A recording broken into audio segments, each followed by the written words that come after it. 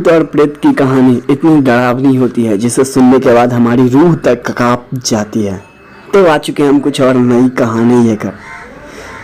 ये बात मेरी गांव की है। जब मैं छुट्टियों में गांव घूमने गया था, मेरे गांव में एक पुरानी खंडर हवेली है जिसमें करीब 65 वर्षों से वहां कोई नहीं रहता है। यह बात मुझे मेरे गांव के दोस्त ने बताया था। जब ये बात मुझे पता चला तो मेरे मन में कुछ अजीब सी बातें होने लगी। मैं सोचने लगा क्यों न मैं एक बार उस हवेली को देखूं। मुझे ऐसी जगहों पर जाना और उसके बारे में जानने में बहुत दिलचस्पी होती थी। फिर एक दिन मैं अपने दोस्त के साथ वहां जाने का सोचने लगा और उस खंडर हवेली के सामने पहुंच जाता हूं। वहां दूर दूर तक कोई आता जाता नहीं था। मैंने जब यह बात अपने दोस्त से पूछी कि यहाँ कोई रहता क्यों नहीं और लोग इस रास्ते से आते जाते भी क्यों नहीं, ऐसा क्यों है, तो मेरे दोस्त ने कहा यह हवेली सिर्फ पुरानी और खंडर ही नहीं बल्कि ये एक भूतिया श्रापित हवेली है।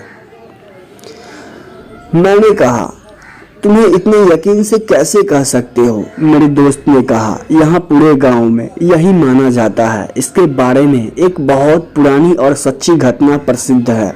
मेरे मन में इसके बारे में जानने की ख्याल और ज़्यादा बढ़ने लगा। मैंने पूछा इसके पीछे की कहानी। तब उसने एक एक करके मुझे बताना शुरू किया। आज से करीब 65 वर्ष पूर्व पहले की बात है। हवेली के मालिक बहुत बड़े जमींदार हुआ करते थे। उनकी एक पत्नी भी थी जो बहुत सुंदर थी। उनका नाम सुलेखा था। उस समय ही डाकुओं के भी खौफ से लोग डरते थे। डाकुओं की टुकड़ी जिस गांव में घुस जाती उस गांव को पूरी तरीके से बर्बाद कर देती थी। एक बार डाकुओं के सरदार को जमींदार के धन और संपत्ति पर नजर पड़ी, जिसके बाद उसने जमींदार के घर डकैती डालने को सोचा। इस पर सभी डाकुओं ने हाँ कर दिया। फिर एक दिन वो सभी जमींदार के घर गए। जमींदार ने कभी सोचा भी नहीं होगा डाकुओं ने एक दिन जमींदार के हवेली पर रात में डकैती मार दी। जमींदार ने भी अपनी सुरक्षा के लिए पहले से ही कुछ सिपाही और नौकर रखे हुए थे, जो डाकुओं को हवेली पर आने से पहले उन्हें लड़ना पड़ा। क्योंकि जमींदार के सिपाही और नौकर बहुत कम और साधारण हथियार के साथ थे, वही डाकुओं की संख्या बहुत ज़्यादा थी और अच्छे हथियार के कारण वो बहुत जल्दी ही उन सभी से हार गए। डाकुओं ने उन सभी को वहीं मार डाला। ये सब देख जमींदार ने सोचा इससे पहले कि डाकू हवेली का दरवाज़ा तोड़कर अंदर घुस जाए, उसे अपनी पत्नी और खजाने को छुपा देना चाहिए। फिर उसने उस खजाने को एक हवेली में ही किसी खुफिया जगह पर छुपा दिया और अपनी पत्नी को एक कमरे के अंदर और खुफिया कमरे में छुपा दिया और बाहर से कमरा बंद कर दिया। इसके कुछ ही देर में डाकू हवेली का दरवाज़ा तोड़कर अंदर घुस गए, जिससे जमींदार की मौत डाकुओं के हाथ हो गई।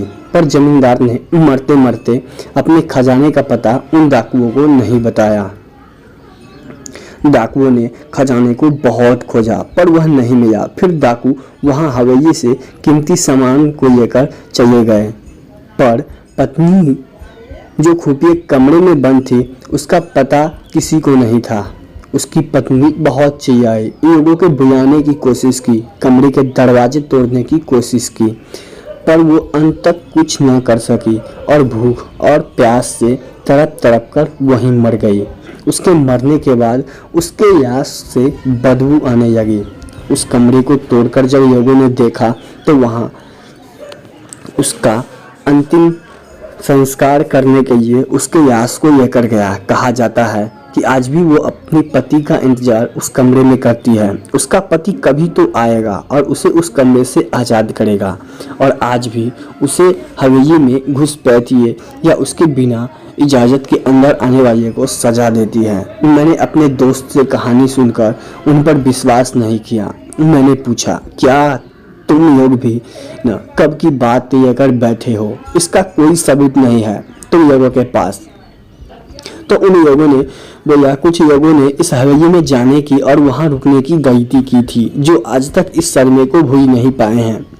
मैंने पूछा ऐसा क्या हुआ था उन लोगों के साथ इस हवेली में। तब दोस्त ने मुझे बताया एक बार एक अपराधी जेल से भाग जाता है और इस हवेली में आकर छुप जाता है। उसके बाद कोई कुछ नहीं जानता कि उस हवेली में उसके साथ क्या हुआ था। बस दूसरे ही दिन उस अपराधी के लाश उस हवेली में मिले। मैंने पूछा यह हादसा भी हो सकता है? तो उन लोगों ने कहा एक बार एक चरवाहा उस हवेली में एक रात रुकने के लिए रुक जाता है, जो सुबह जिंदा उस हवेली से तो बाहर आ जाता है पर मानसिक संतुलन खो देता है। तब से वो आज तक पागल है। यह सब बात कर सुनकर मेरी हिम्मत नहीं हुई उस हवेली के अंदर जाने की, इसलिए हम लोग वहां से चले गए और दोबारा उस हवेली की तरफ कभी सोचा भी नहीं। तो दोस्तों ये थी पहली कहानी, जिसे सुनने के बाद यकीनन आपको बहुत अच्छी लगी होगी। अब हम चलते हैं अपने दूसरे कहानी की तरफ। एक बार की बात है, एक लड़की थी जिसका नाम सारिका था। सारिका 15 वर्ष की थी, जो छुट्टियों में अपने गांव दादाजी के घर घूमने जाती है। सारिका जब अपने दादाजी के घर पहुंचती है तो उसके दादा दादी अपनी पोती से मिलकर बहुत खुश होते हैं, पर यह बात किसी को नहीं पता थी कि जल्द ही इनकी खुशी पर ग्रहण लगने वाला है। सारिका का कुछ दिन तो उसके गांव में बहुत अच्छे से बीता, परंतु फिर कुछ दिनों बाद एक दिन सारिका अपने सहेलियों के साथ गांव के बगीचे में घूम रही थी। सारिका खेलते खेलते आम के पेड़ को देखती है। उसके बाद वो अपनी सहेली से कहती है चलो ना आम तोड़ते हैं। सारिका पत्थर से आम तोड़ने की कोशिश करती है, पर उसका पत्थर आम पर लग जाता है, जिससे आम गिर जाता है। आम गिरते हुए थोड़ी दूर मिट्टी में दबे एक पोतिये के पास चला जाता है। सारिका अब आम लेने पहुंचती है तो उसे पोतिये का थोड़ा हिस्सा दिखाई देता है। वह सोचती है कि क्या है यह सोचकर वो पोतिये बाहर निकाल लेती है। उस पोतिये को खोलकर देखती हो तो उसमें कंगन मिलते हैं, जो बहुत पुराने होते हैं। सारिका को क्या पता था कि ये कंगन उसकी जिंदगी का सबसे भयानक हिस्सा बनने वाला है। वो कंगन उसे अपने और आकर्षित कर लेता। वो कंगन जिसकी वजह से वह अपने घर चली जाती है। घर आकर ये सारी बात अपनी दादी को बताती है और वो कंगन भी दिखाती है। फिर दादी ने जो कहा वह सुनकर सारिका डर से कांपने लगती है। दादी कहती है कि वह पोतिये कोई आम पोतिये नहीं है, वह एक चुड़ैल की पोतिये थी। तुमने ये कंगन उस पोतिये से निकाल कर उस चुड़ैल को गुस्सा दिया है, जो तुम्हारे पास जरूर आएगी। सारिका डरते हुए दादी से कहती है मैं समझ नहीं पा रही हूँ, और वो कैसे आएगी? दादी ने कहा वह भटकती हुई आत्मा को कैद करके जमीन में गाड़ देती है और उस पोतिये को जमीन से निकालता है। उसका कंगन भी तुम लेकर आ गई हो। तुम इतना मनहूस कंगन के साथ उस चुड़ैल को भी उसके पीछे गई हो। ऐसी भटकती हुई गुस्सैल चुड़ैल अपना बदला जरूर लेती है। वो चुड़ैल भी हमसे अपना बदला लेने जरूर आएगी। सारिका इस बात से डरती तो है, पर उसे ज्यादा यकीन नहीं होता। वो जाकर अपने कमरे में सो जाती है। सारिका को इन सब बातों पर ज्यादा यकीन नहीं होती, पर इससे ज्यादा यकीन नहीं होता। वो जाकर अपने कमरे में सो जाती है। उसे रात को करीब 1 बजे उसके कमरे की बल्ब बुझने और जलने की आहट होती है। सारिका की नींद खोई जाती है तो वह देखती है कि लाइट है ही नहीं। वह अपने बिस्तर के बगल में रखे टेबल पर पानी पीने के लिए मुड़ती है। तभी वह देखती है कि टेबल के पीछे कोने में कोई औरत बैठी है, जिसकी आंखें एकदम डरावनी थी और एक तक उसे देखी जा रही थी। सारिका चिल्लाते हुए अपने दादी के पास जाती है, पर दादी के कमरे में दादी उसको नजर नहीं आती। वो बरामदे में जाती है तो दादी उसको जमीन पर गिरी मिलती है। सारिका अपने दादा को खोजने जाती है, पर उसके दादा कहीं नजर नहीं आते। जब वह पूरे घर में अंधेरे में खुद को अकेला पाती है तो वह डर के मारे बेहोश हो जाती है। सुबह उसकी नींद खुलती है तो उससे अपने दादा दादी दिखते हैं। वो अपने दादी को सारी कहानी बताती है। दादी बोलती है हम दोनों अपने कमरे में थे। दादी सब समझ गई।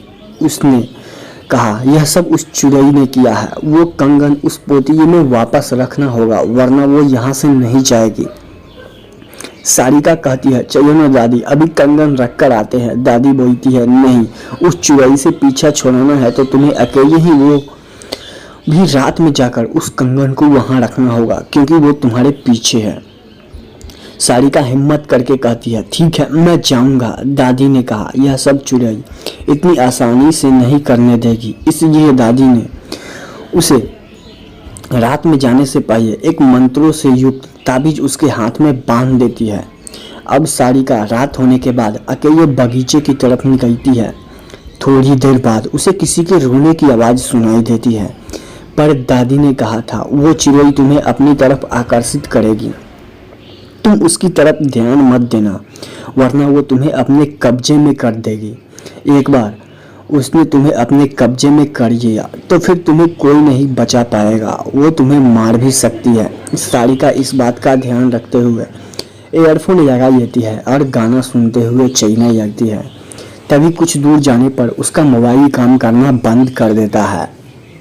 फिर भी वह चलती ही रहती है और उस पोतिये के पास पहुंच जाती है। तभी उसे महसूस होता है कि पीछे कोई खड़ा है, पर दादी ने कहा था उसकी तरफ मत देखना। वो देखी भी नहीं और डर की वजह से वो पसीने से भीग चुकी थी। फिर भी वो हिम्मत करके उस पोतिये को खोलकर उसमें कंगन रख कर वहीं जमीन में गाड़ देती है और आंखें बंद करके बहुत तेजी से वहां से भाग जाती है। सीधे अपने घर आकर ही रुकती है।